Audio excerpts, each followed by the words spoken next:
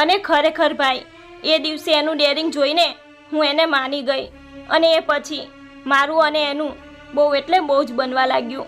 એટલે એ ગામમાં કોઈ તારી ઇજ્જત ઉપર હાથ નાખવાની કોશિશ કરી અને આ વાતની જાણ તે મને પણ ના કરી, અને એ છોકરાએ 4-5 જણને માર્યા તો તું એને ખતરનાક સમજવા લાગી.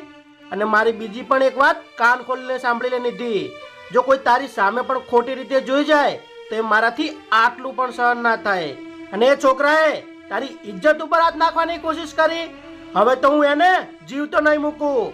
આવતીકાલે આવજે મારી સાથે અને તું પણ તારી નજરે જોઈ લેજે કે તારો ભાઈ શું ચીજ છે.